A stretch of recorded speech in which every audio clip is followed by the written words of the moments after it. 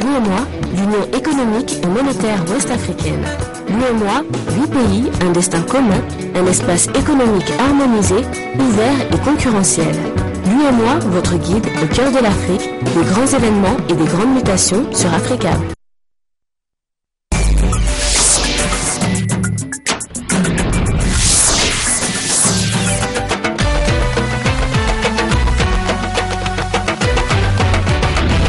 Nouvelle édition sur Africable Télévision. Bienvenue, bonsoir à tous. Voici les titres de ce journal. Ansardine n'est plus éligible au dialogue, quel que soit son revirement. Déclaration du président intérimaire du Mali, Diankounda Traoré. Vous l'entendrez dès le début du journal. En Égypte, la plus haute autorité islamique du pays appelle à un dialogue pour sortir de la crise. L'offre a été acceptée par l'opposition qui a signé un accord mettant fin aux violences dans le pays. L'accident n'a pas fait de morts, mais on compte 200 blessés dans cette collision entre deux trains en Afrique du Sud. Un accident vraisemblablement dû à un vol de câbles sur le voie ferrée. Voilà pour le sommaire. Le Mali choisit désormais ses interlocuteurs. En des mots clairs mais fermes, le président Diankounda Traoré disqualifie Ansardine. Pour lui, ce groupe djihadiste n'est plus éligible au dialogue, quel que soit son revirement. Je vous propose d'écouter le président Diankounda Traoré. Au départ, nous avions pensé que nous pouvions négocier avec les groupes qui étaient constitués essentiellement de Maliens, tels que les MNLA, tels qu'Ansardine, qui était en grande partie constitué de Maliens. Mais avec les derniers développements auxquels nous avons assisté, il est évident qu'Ansardine s'est disqualifié et n'est plus éligible au dialogue. Quel que soit par ailleurs le masque que certains d'entre eux ont décidé de porter désormais. Que la peur a changé de camp, qu'aujourd'hui ils essayent d'échapper à leurs responsabilités en disant que bon, ils se désolidarisent d'Ansardine et d'AQMI. Donc aujourd'hui, je pense que le seul groupe avec lequel nous pouvons envisager des négociations susceptibles d'aboutir à quelque chose, c'est certainement le MNLA. Mais bien entendu, à condition que ces MNLA renoncent à toutes ses prétentions territoriales et qu'il accepte de s'intégrer au Mali définitivement. Voilà, la crise politico-militaire que traverse le Mali interpelle les Maliens. Également, une association appelée Trait d'Union a vu le jour cet après-midi à Bamako. Et c'est la maison de la presse qui a servi de cadre au lancement de cette association. Je vous propose d'écouter sa présidente au micro de Nadia Apeadji et Malik Baye. La vision du mouvement Trait d'Union est d'unifier le Mali. Unifier un Mali prospère, où toutes les communautés et toutes les confessions cohabitent en intelligence et où il fait bon vivre pour chacun et pour nous tous. Voilà, depuis l'intervention militaire française au Mali, les villes du Nord tombent les unes après les autres et les députés des régions nord du Mali appellent également les populations au calme. Je vous propose d'écouter Aïdara Chateau Sissé. Elle est interrogée par nos reporters Djibrila Maïga et Moussa Bari. Je vais profiter de l'occasion pour demander à la France d'être très prudente parce qu'à la prise de Kidal, les Maliens n'ont pas compris que partout où l'armée française est allée pour prendre les grandes villes, qu'elle aille avec l'armée malienne et que pour une fois, sur le demande du MNLA, que la France aille sans l'armée malienne. Donc, c'est un appel que je lance à la France. Nous ne connaissons pas le terrain, nous ne connaissons peut-être même pas tous ces groupes qui ont fait le désordre au Mali et ne connaissant pas la mentalité malienne. Il ne faudrait pas que le bien qu'ils ont eu à faire soit vraiment vu par les Maliens comme étant des colonisateurs qui sont venus avec une idée bien arrêtée, celle d'aider le MNLA à, encore une fois, récupérer une partie du Mali. En tant que Malienne, surtout en tant qu'élu, je ne peux pas ne pas lancer un appel aux Maliens et surtout aux Nordistes pour ne pas faire l'amalgame et leur dire que D'abord, ce n'est pas tous les Touaregs qui sont dans cette rébellion, ce n'est pas tous les Arabes. Et je sais qu'il y a quelques oreilles, quelques poules, mais il ne faudrait pas faire l'amalgame. Et même au cas où on sait très bien que c'est telle personne qui a coupé le pied et la main de tel autre, qu'on dise que ces gens-là sont des coupables et qu'on les remette à la justice malienne ou bien qu'on les remette aux autorités, ceux qui sont sur place, parce que pour le moment il n'y a pas de justice au nord, mais il y a quand même l'armée qui est là, l'armée malienne. Donc s'il y a des gens qui ont commis des actes, ils ont des preuves, qu'ils informent l'armée qui se charge d'arrêter les intéressés. Sur le terrain, l'offensive militaire contre les groupes islamistes suit son cours. Les soldats français ont pris position à Kidal, mais la traque des djihadistes devrait se poursuivre dans les montagnes où ils auraient trouvé refuge. Dans de nombreuses villes libérées, à l'exemple de Gao, l'on savoure la liberté retrouvée. À Gao, la population continue de remercier les armées maliennes et françaises d'avoir fait fuir les djihadistes. Les autorités demandent aux habitants d'aider les soldats pour rétablir l'ordre dans cette ville. Et je vous demanderai encore plus de collaborer avec les forces armées de sécurité. Parce que ces forces-là qui sont là aujourd'hui, que ce soit des forces françaises, maliennes, et tchadiennes et nigériennes, l'ensemble des forces qui sont là pour la population. La France a mené une campagne de bombardement, mais a aussi déployé 3500 soldats au Mali. À ses côtés, des forces tchadiennes et nigériennes. Mais aussi l'armée malienne qui, elle, a été accusée par des associations de droits de l'homme d'avoir commis des exactions. Elle a été défendue par le président malien par intérim, Dione Kounda Traoré. Nous ne sommes pas là pour mener des représailles, nous sommes là pour une cause bien nette et bien claire. C'est reconquérir notre territoire et c'est faire en sorte que notre pays retrouve la paix et qu'il retourne à une vie constitutionnelle normale, c'est tout. Au total, près de 8000 soldats de différents pays africains sont attendus au Mali pour prendre le relais de l'armée française. Mais pour l'heure, ils ne sont que 2000 en raison de problèmes de financement et de logistique.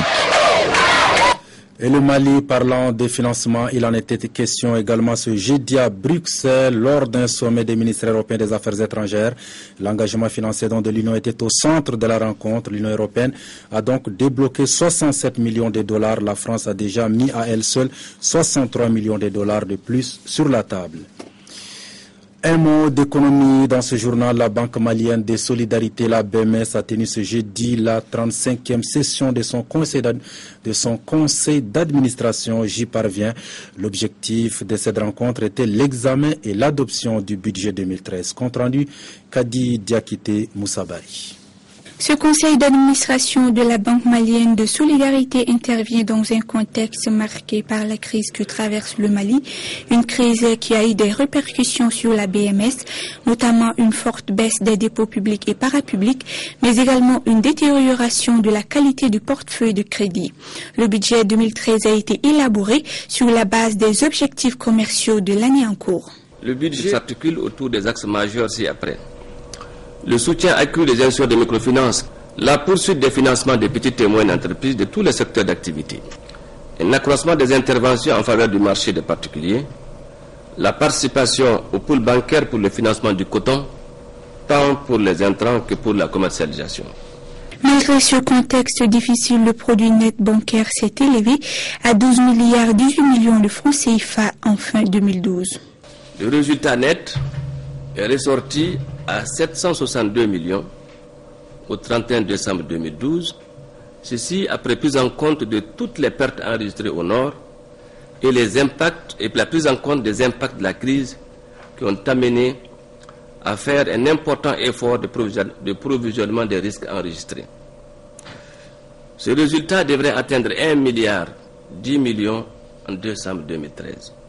Au plan macroéconomique, l'économie malienne a enregistré une croissance réelle appréciable en 2013 avec un taux de 4,8% en liaison avec la bonne tenue de l'ensemble des secteurs, en particulier l'agriculture, l'extraction minière, l'énergie, le commerce, les transports et la télécommunication.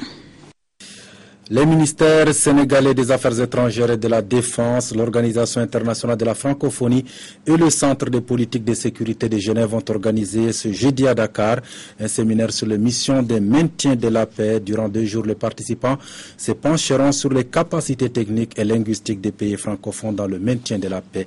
Lustina Sayan et Liman Ba avec notre bureau à Dakar.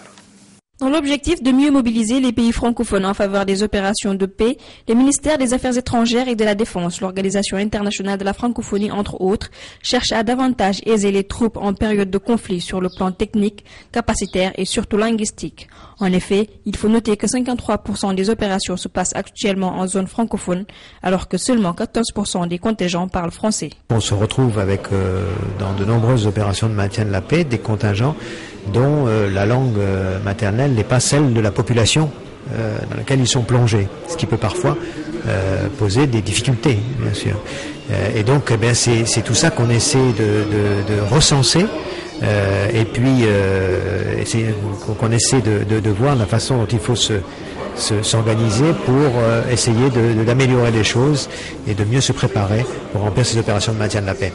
Pour relever les 3 défis majeurs et conforter les soldats dans les missions de maintien de paix, le directeur de la coopération de sécurité et de la défense du ministère français des Affaires étrangères espère une meilleure considération des dispositions de la part des autorités.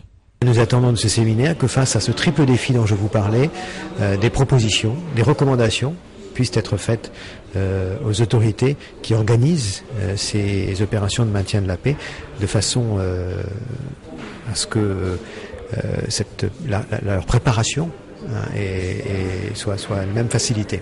Rappelons qu'un premier rendez-vous a eu lieu à Addis Abeba en octobre 2012 sur cette même problématique des défis techniques, capacitaires et linguistiques. L'autre titre de l'actualité de ce jeudi, la plus haute autorité de l'islam en Égypte appelle un dialogue pour sortir de la crise, car depuis plusieurs jours, le pays est replongé dans des violences meurtrières.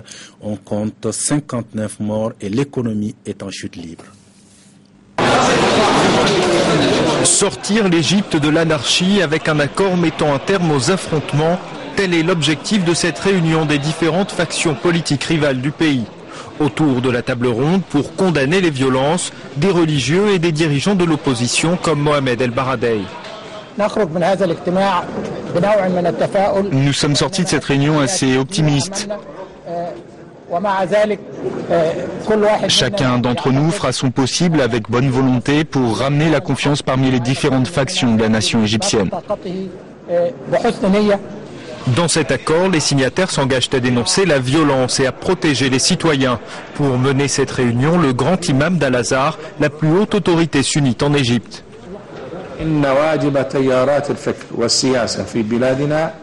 La seule manière de résoudre les problèmes, c'est le dialogue national, sans exclure personne. Le dialogue est la seule voie pour la coexistence et la coopération, afin de développer notre pays et réaliser les ambitions du peuple égyptien. Depuis une dizaine de jours, des affrontements meurtriers ont plongé plusieurs grandes villes du pays dans le chaos. Les manifestants accusent Mohamed Morsi, le président égyptien, d'avoir trahi l'esprit de la révolution en s'accaparant le pouvoir.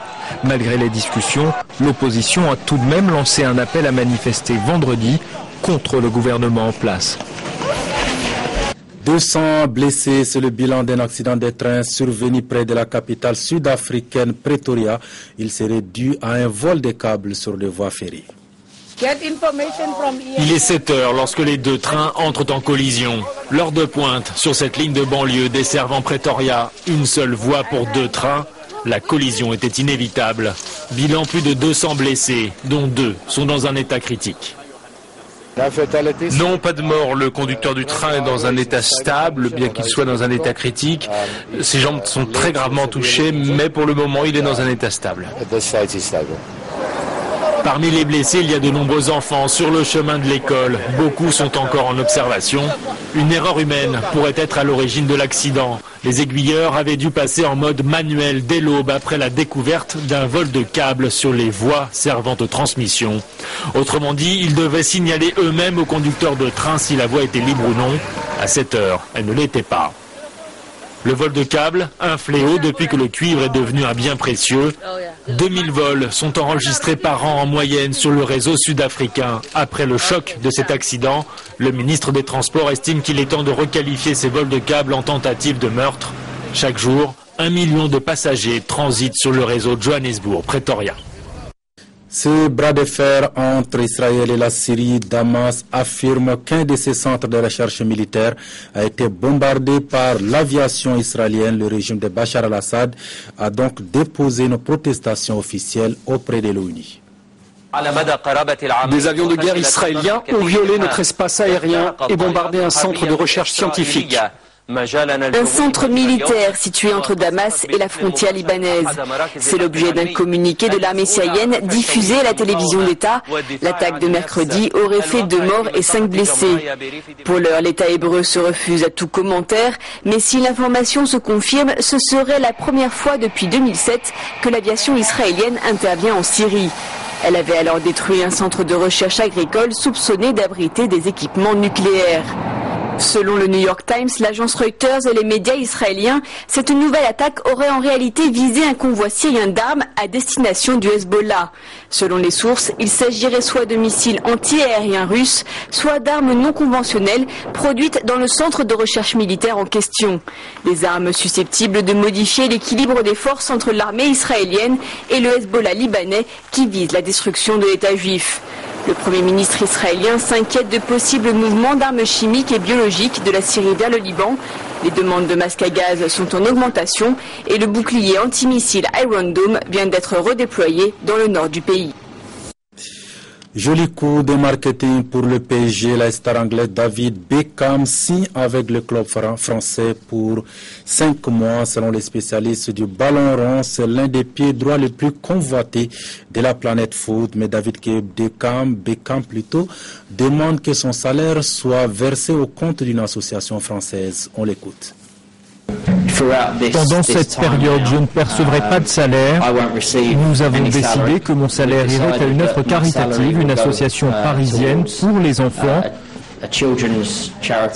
Et c'est quelque chose dont nous sommes très fiers.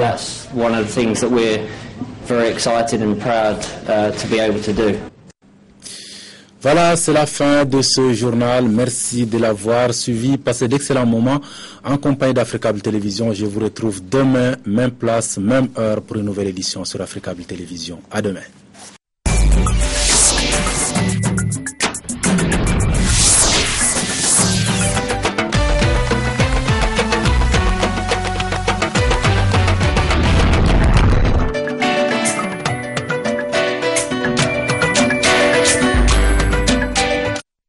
L'UEMOA, l'Union économique et monétaire ouest-africaine. L'UEMOA, 8 pays, un destin commun, un espace économique harmonisé, ouvert et concurrentiel. L'UEMOA, votre guide au cœur de l'Afrique, des grands événements et des grandes mutations sur Africable.